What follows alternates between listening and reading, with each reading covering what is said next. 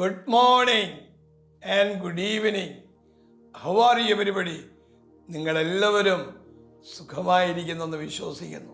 പ്രഭാതവന്ദനം, Sandhyavandanam. How are you everybody? I believe all of you are doing well. 34-ാം സങ്കീർത്തനം 17-ാം വാക്യത്തിൽ പറയുന്നു, നീതിമാന്മാർ നിലവിളിച്ചു, യഹോവ കേട്ടു, സകല കഷ്ടങ്ങളിൽ നിന്നും അവനെ വിടുവിച്ചു.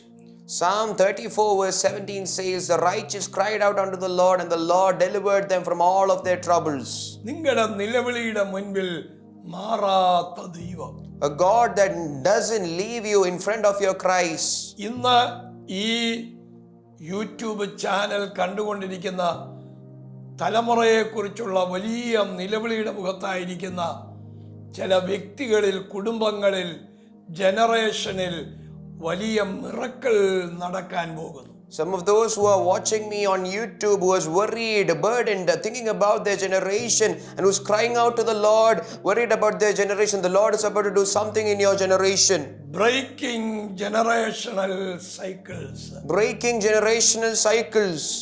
ആമേൻ. ജനറേഷന്റെ മേലുള്ള ചില സൈക്കിളുകൾ നിരന്തരമായി ആവർത്തിച്ച് വരുന്ന ചില കേഴ്സസ്, ചില distractions, challenges, sickness, failure life, ഇത് കർത്താവ് ചേഞ്ച് ചെയ്യാൻ പോകുന്നു. Some cycles that your generations are entrapped in, some challenges, some sicknesses, some diseases, some curses, all these things, the Lord is going to take them out of them. എത്ര നോക്കിയിട്ടും നടക്കാത്ത ചില വിവാഹങ്ങൾ, Some weddings that no matter how much times you tried, it's not happening. വിവാഹം നടന്നിട്ടും ചലഞ്ചസിൽ പരാജയങ്ങൾക്കകത്തൂടെ പോകുന്ന generation, Generations that are going through failures in their marriages. ചെയ്യുന്ന ബിസിനസ്സിലുള്ള തകർച്ചകൾ, So business failures which have been in your generation. ഇതെല്ലാം ദൈവം നമ്മുടെ ജീവിതത്തിൽ മാറ്റിമറിക്കാൻ പോകുന്നു. All of these things are going to be taken away from our lives. Hallelujah. നിങ്ങളുടെ കുടുംബത്തിൽ വർഷങ്ങളായി തുടർന്നു പോകുന്ന പരാജയത്തിന്റെ ആവർത്തന ചക്രം, പാറ്റേൺ ഇന്ന് ഈ വചനത്താൽ തകർക്കപ്പെടുകയാണ്. Today, by this word of God, every cycle that is bringing failure in your life is being broken by God. നിരന്തരമായി നിങ്ങളെ വരിഞ്ഞു മുറുക്കിയിരിക്കുന്ന ആ ചങ്ങല ഇന്ന് ഇവിടെ അവസാനിക്കാൻ പോകുന്നു. Continuously, the chains that are strangling you are going to come to an end today.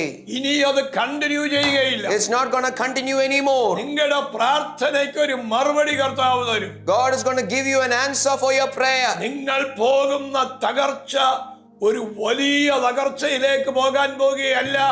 ഇന്ന് അതിന്മേൽ യേശുക്രിസ്തു മുഖാന്തരം വിജയം തരാൻ പോകുന്നു. The seeming destruction that you are going through, God is going to give you a great victory through Jesus Christ. നിങ്ങൾക്ക് ആ യേശുവിൽ വിശ്വസിക്കാം. You can believe in that Jesus. നിങ്ങളുടെ മുൻപിൽ അത് അസാധ്യമായി, ഭയമായി തോന്നും. In front of you, you might think that it's impossible and it might bring fear. ദൈവം അത് വിജയമാക്കി മാറ്റാൻ പോകും. But God is going to turn it into a great victory. ഞാൻ നിങ്ങൾക്ക് വേണ്ടി പ്രാർത്ഥിക്കാം. I'm going to pray for you. ഞങ്ങളുടെ കർത്താവേ, Our Lord, ഈ പരാജയത്തെ വിജയമാക്കി മാറ്റുന്ന യേശുവിന്റെ കരം ഈ ജനത്തിന്റെ മേൽ വെക്കണമേ. oh Lord, place the hand of you, oh Lord Jesus, that makes every failure turned into victory. അങ്ങയുടെ മഹിമ വെളിപ്പെടണമേ. May your glory be revealed.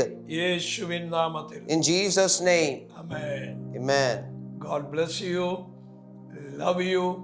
March മാസം 9-ാം തീയതി മുതൽ 22 വരെ നടക്കുന്ന ഹോളി സ്പിരിറ്റ് സ്കൂള് നടക്കുന്നു.